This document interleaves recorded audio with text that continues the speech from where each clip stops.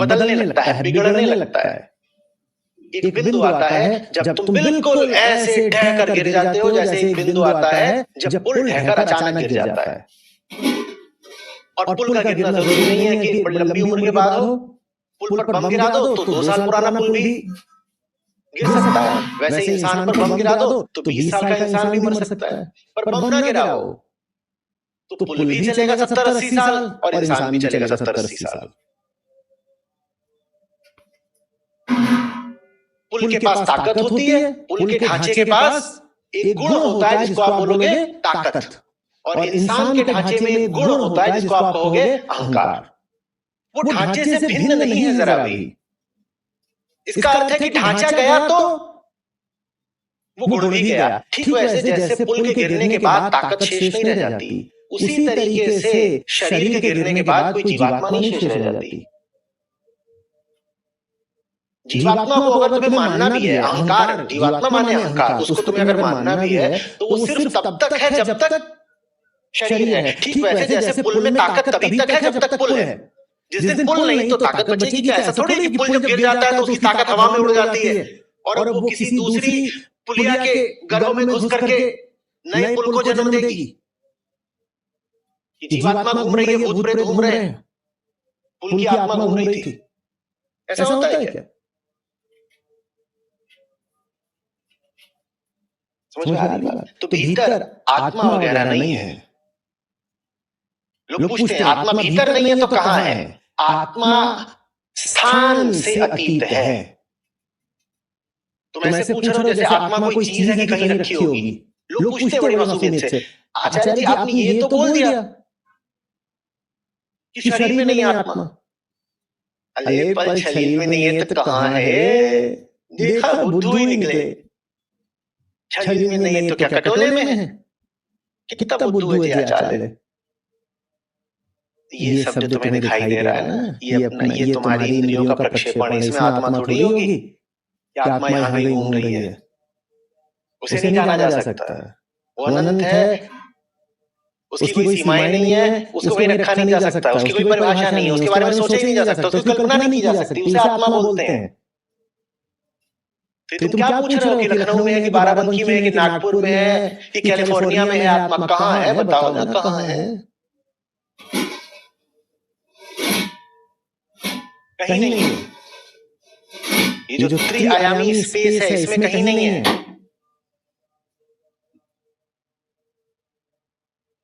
और इसीलिए इसको माया बोला जाता है, क्योंकि आत्मा सत्य है और ये माया है। माया तो है ही नहीं, आत्मा मात्र है।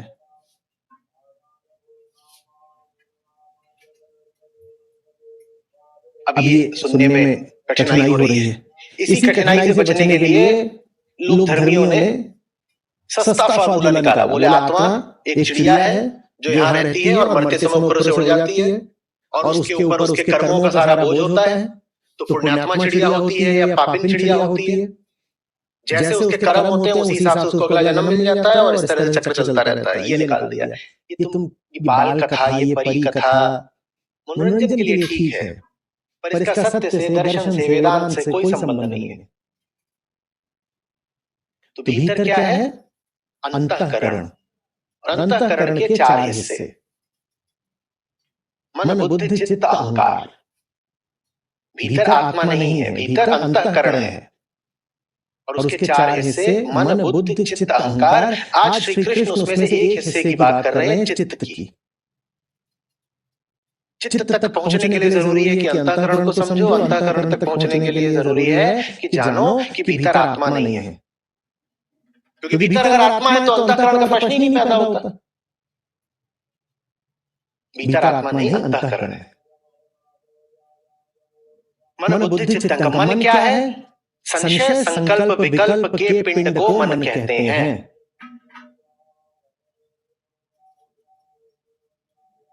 इसको मैंने आपके लिए आसान करके कह दिया है कि अहम के इर्द गिर्द जो मोहल्ला बसा होता है, विषयों का पूरा जमघट, उसको मन कहते हैं। पर जो शास्त्रीय परिभाषा है कि जिसके बड़े विचार उठते रहते हैं, जिसको बहुत सारे विकल्प दिखाई देते रहते हैं, जो संशय करता है, उसको कहते हैं मन। इस तरह से मन की परिभाषा। बुद्धि जो निर्णय लेती है, जो कारणता निर्धारित करती है, उसको कहते हैं बुद्धि। अहंकार, मैं भाव को अहंकार कहते हैं। चित्त जो आज के श्लोक का विषय है, सारी स्मृतियों और संस्कारों के भंडार ग्रह को चित्त कहते हैं। सारी स्मृतियों और संस्कारों के भंडार ग्रह को चित्त कहते हैं, जहां आपके सारे अनुभव, सारी यादें सब जाकर के भंडारित रहता है, संग्रहित रहता है। वहां संग्रह भी है और वहीं से फिर जब बुद्धि अतीत से कोई सामग्री मांगती है तो सामग्री की आपूर्ति हो जाती है, उसे चित्त कहते हैं। तो चित्त क्या है? भंडार ग्रह, भंडार ग्रह अतीत का।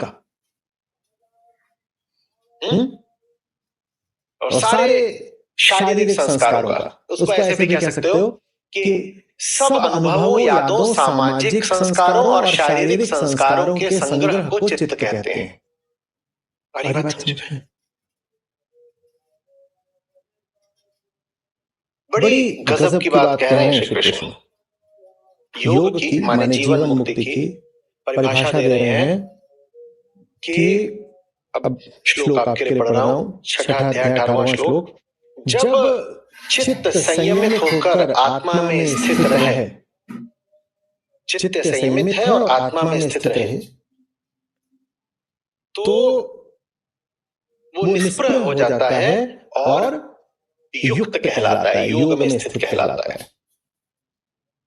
निष्प्रह माने स्पृहा, कामना, धन तुलना, धन ईर्ष्या, इसको कहते हैं स्पृहा। इनसे मुक्ति को कहते हैं निष्प्रह हो जाना। कामना, तुलना, ईर्ष्या, इनको एक साथ ले लें तो इनके लिए संयुक्त शब्द है स्पृहा।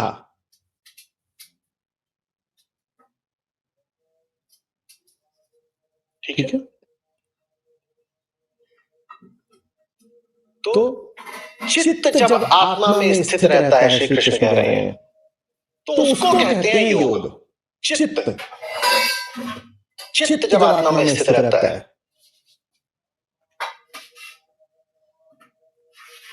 बात गंभीर हो रही है, समझो। चित्त क्या है? अंतःकरण में श्री कृष्ण ने अहंकार को नहीं उठाया है, किसको उठा रहे हैं? और पतंजलि ने भी यही करा था। एकदम आरंभ में ही योग सूत्र में क्या परिभाषा देते हैं योग की? कि चित्त की वृत्ति के निरोध को योग कहते हैं। अहंकार नहीं लिया, चित्त लिया। अंतःकरण में तो चित्त भी है, अहंकार भी है। ये भी कह सकते थे कि अहंकार के ही शमन को योग कहते हैं, वो भी ठीक होता। पर दर्शन का काम है सिर्फ ठीक से संतुष्ट न हो जाना, बात को ठीक से आगे बढ़ाकर सटीक बना देना, ठीक से आगे बढ़ाकर एकदम ठीक बना देना, ठीक से ज्यादा ठीक बना देना। अरे बात, हालांकि आप देखोगे तो अलग अलग जगहों पर अब जैसे स्थित प्रज्ञ या स्थित धी जब कहते हैं श्री कृष्ण, तो आप बुद्धि की बात कर रहे हैं कि बुद्धि आत्मा में स्थित है तो वो फिर जीवन मुक्त है। तो अंतःकरण में से आप कभी अहंकार ले लो, उसको भी कह सकते हो कि अहंकार आपका आत्मा में स्थित है तो मुक्त है। कभी बुद्धि को लेके कहते हैं कि आत्मा में स्थित है तो मुक्त है। आज किसको लेकर के कह रहे हैं? और मन को लेकर तो कहा ही जाता है कि जिसका मन परम में लग गया वो मुक्त हो गया। तो हर तरीके से कहा जाता है। मन अगर लग गया आत्मा में तो भी उसको कहते हैं कि मुक्त है। बुद्धि लग गई तो भी स्थित ही। और अहंकार तो है ही कि अहम को आत्मस्थ करना है। आज कह रहे हैं चित्त को आत्मस्थ करना योग है, चित्त को आत्मस्थ करना योग है। और गूढ़ बात है कि चित्त को आत्मस्थ करना योग। चित्त क्या है? संग्रह, पुराना गोदाम, पुराना गोदाम जिसमें क्या भरे हुए हैं? आपकी सब स्मृतियां, अनुभव, सामाजिक ही नहीं शारीरिक संस्कार भी भरे हुए हैं। उसे बोलते हैं चित्त। ये जो है इसको आत्मा के हवाले जिसने कर दिया, माने जिसने ले जा करके इसको समर्पित कर दिया सत्य को, वो हुआ योगी। और वही हो पाएगा निस्पृह, नहीं तो नहीं हो पाओगे। बड़ी मनोवैज्ञानिक बात है। अहंकार को चलाने वाला तो उसका अतीत स्मृतियां और संस्कार ही होते हैं ना। अहंकार को तुम कैसे नमित करोगे जब तक तुम अपने संस्कारों को बहुत महत्व देते हो? कैसे करोगे? श्री कृष्ण कह रहे हैं जो अपने संस्कारों को सत्य को समर्पित करने को तैयार नहीं, वो कभी युक्त नहीं हो पाएगा। युक्त माने मुक्त। जो अपने संस्कारों को लिए सोचेगा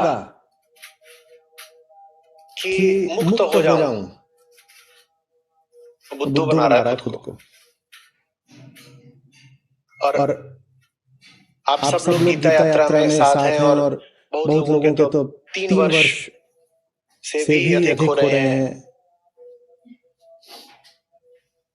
कई लोग तो अब 4 वर्ष पूरे कर रहे होंगे, करने वाले होंगे कुछ महीनों में। अगर कहीं पर कुछ अटक रहा है ना तो यही लोक धर्म में संस्कारों को बड़ी बात माना जाता है। संस्कारों को बिल्कुल सत्य के समतुल्य ही रख देते हैं। और श्री कृष्ण आपसे कह रहे हैं कि चित्त को, चित्त माने संस्कार, चित्त को संस्कारों को आत्मस्थ करे बिना मुक्ति संभव नहीं है। आप भी सब यहीं पर फंस रहे हैं। आप सोचते होंगे, कहते हैं कि सब समझ में आ गया, सब ठीक है, फिर क्या अटक रहा है? ये अटक रहा है कि आप अभी तक देख नहीं पा रहे कि एक चीज जिसको आप बहुत अच्छा मानते हो वो गड़बड़ है, वो संस्कार। कंडीशनिंग के लिए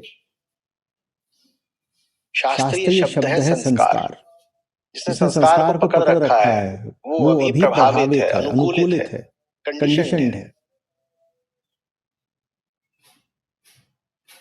उसके ऊपर जगत की छाप पड़ी हुई है।